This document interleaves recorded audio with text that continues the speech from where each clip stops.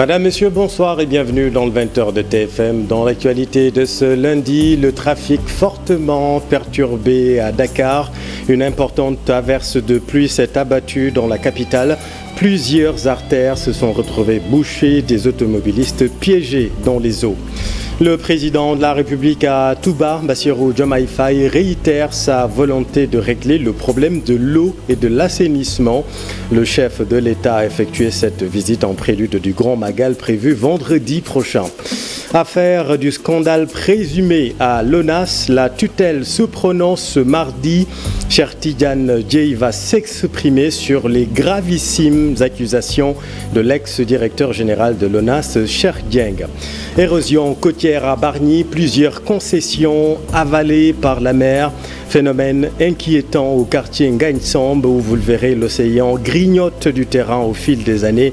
Reportage édifiant à suivre. Et puis épidémie de variole du singe, urgence signalée par l'OMS.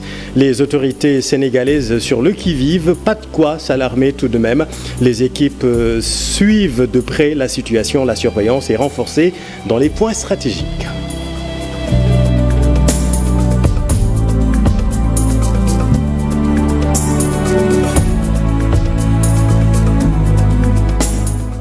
Ils se sont retrouvés piégés par les eaux. Les automobilistes passent de longues heures dans leur véhicule encore en ce moment même à cause des pluies qui se sont abattues dans la capitale. Plusieurs artères bouchées ont compliqué le trafic à Dakar. Les averses devraient se prolonger selon les estimations. Les intempéries qui ont d'ailleurs causé beaucoup de dégâts à l'île aux coquillages à Joal. Les populations interpellent l'État. Voyons tout cela avec Ndeye Mati Dieng.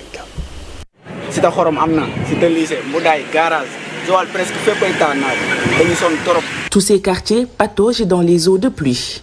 Mbarouyap en fait partie. Ici, des briques servent de passage aux habitants.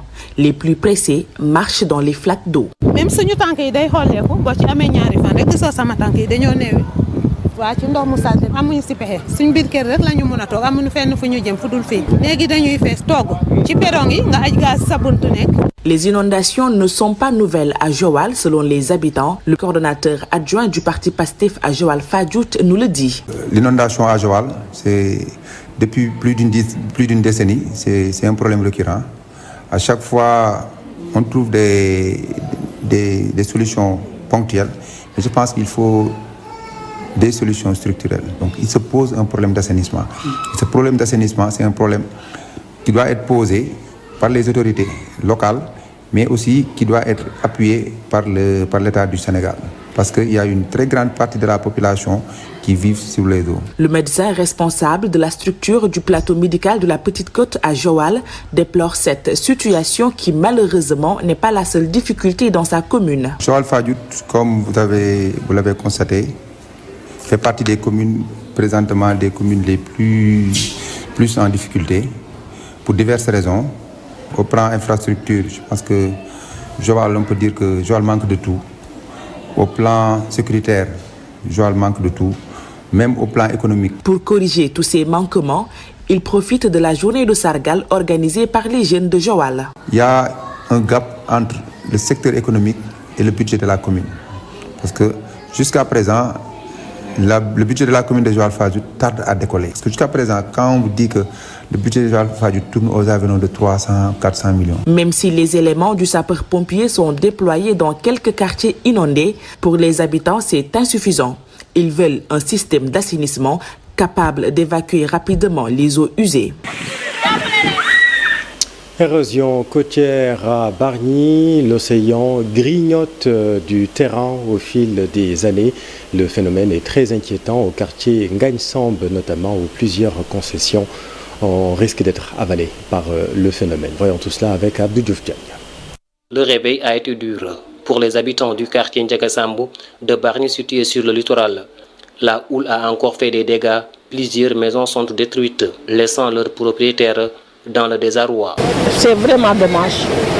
Ce matin-là où nous sommes, c'était une cour très vaste. Mais maintenant, comme vous le voyez, tout est englouti. Et si les solutions ne sont pas trouvées tantôt, nous risquons de disparaître. Mais on a vu Doudou Baba Dièye disparaître. Mais on a vu les maisons qui étaient devant nous, les mosquées, les cimetières et autres disparaître. Notre tour, si des solutions ne sont pas trouvées, nous allons disparaître. Actuellement, c'est le sauf qui peut et tous les moyens sont bons pour réduire la force des vagues. Des sacs remplis de sable sont utilisés comme barrage de circonstances pour protéger ces constructions très fragiles.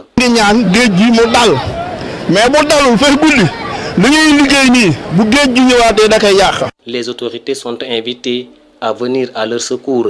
Mais l'État, c'est ce qui se passe à Bargny. Mais pourquoi chaque fois il nous laisse en rade? Chaque fois il nous laisse en rade. Mais qu'est-ce que les Bargnois ont fait à l'État du Sénégal pour que nous subissions ce sort que nous vivons chaque fois qu'il y a une? Ces phénomènes sont récurrents à Bargny. Chaque année, la mer avance à un rythme soutenu, mais jusqu'ici, aucune solution n'a été prise par les autorités compétentes.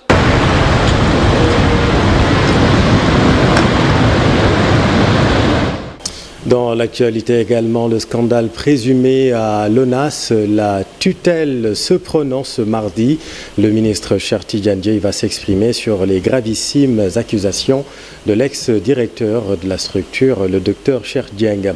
Le coordonnateur de la synergie des acteurs pour l'assainissement de la banlieue estime pour sa part que toute la lumière doit être faite sur cette affaire. Voici Babacar Maïngaraf.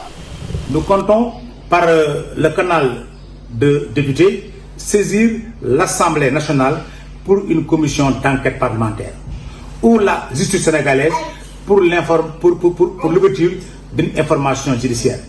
Nous pensons que le président de la République ne doit pas rater ici l'occasion de mettre en valeur, de donner corps et âme au slogan Djoub, Djoubal, Djoubanti, en mobilisant tous les services compétents en urgence pour effectivement l'éclatement de la vérité sur cette affaire.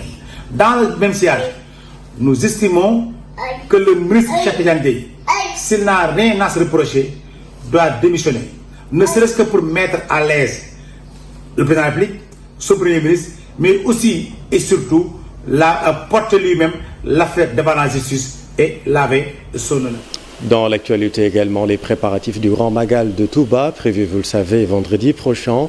En prélude de l'événement religieux, le chef de l'État, Bassirou Diomaye Faye, a réitéré sa volonté de régler le problème de l'eau et de l'assainissement. C'est une priorité, selon lui, de son quinquennat.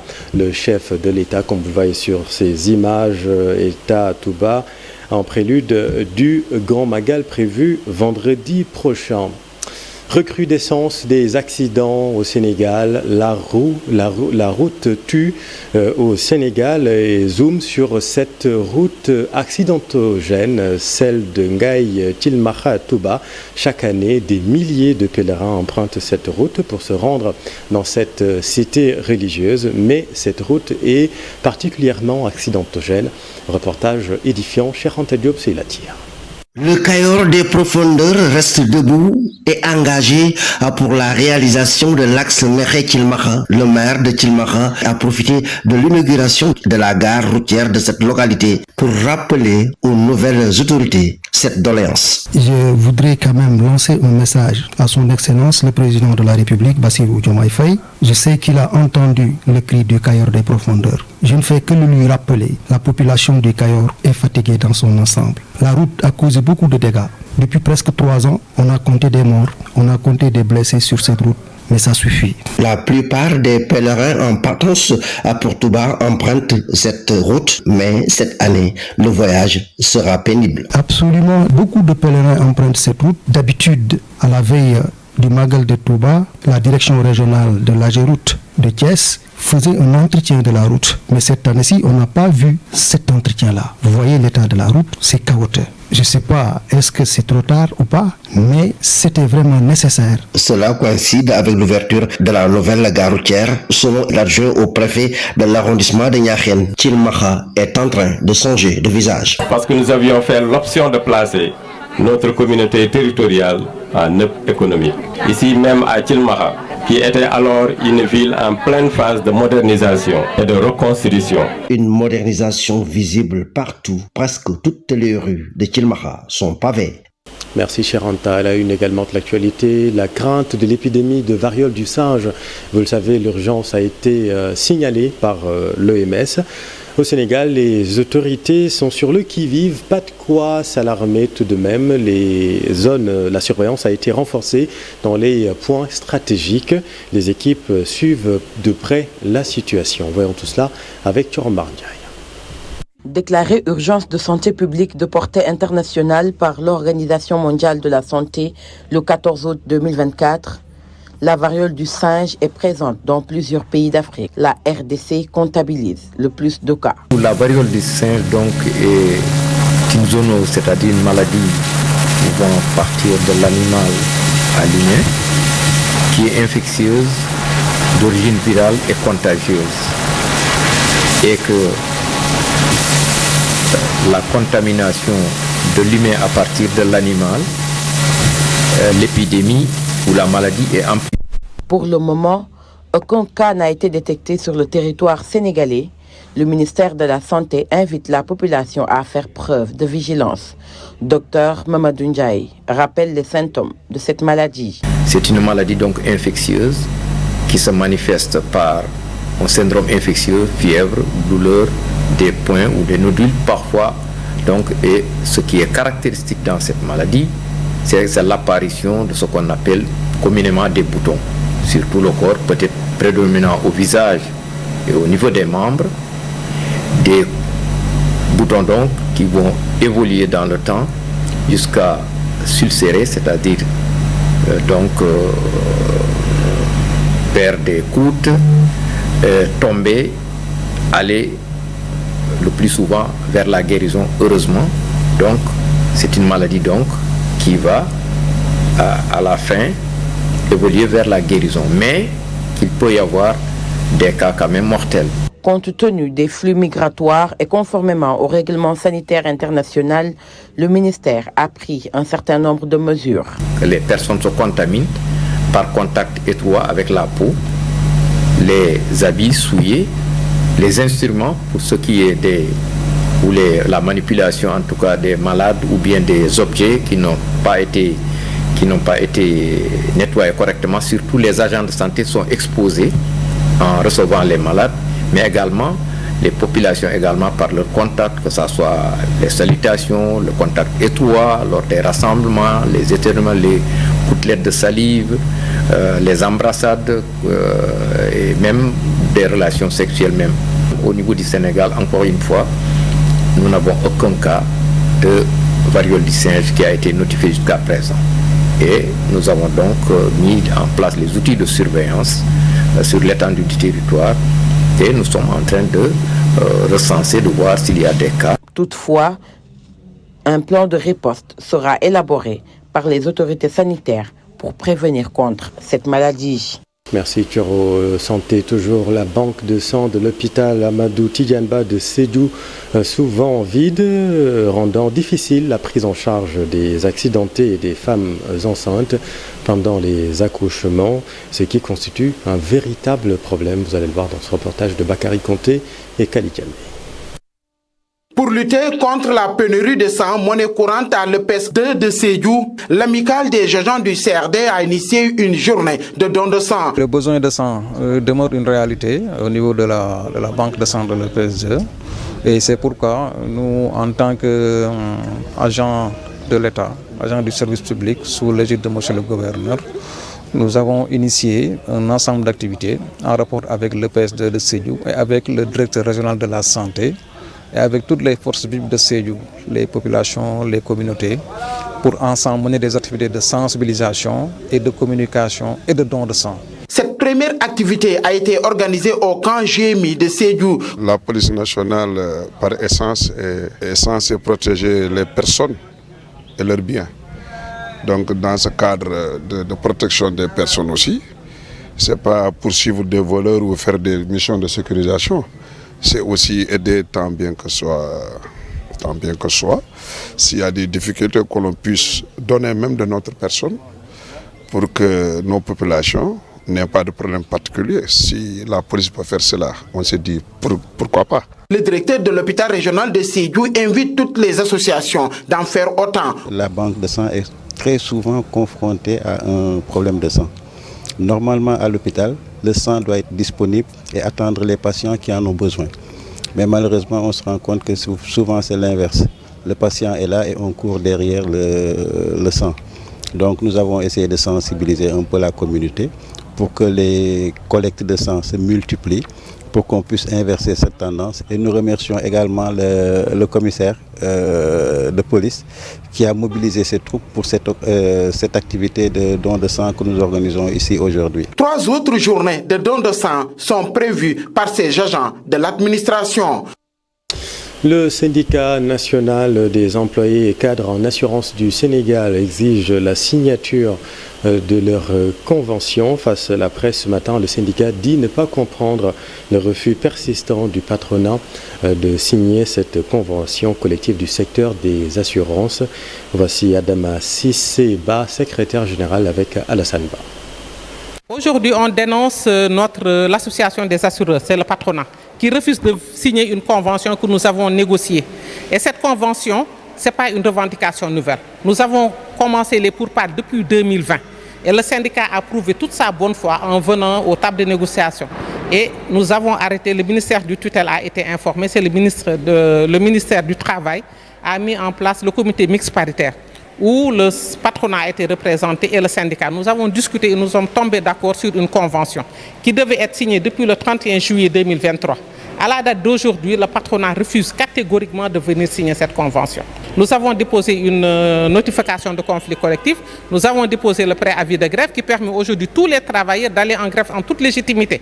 Mais comme c'est un secteur extrêmement sensible, qui a eu à investir rien qu'entre 2018 et 2020 1104 milliards dans l'économie nationale, on s'est dit qu'il faut qu'on agisse en toute responsabilité.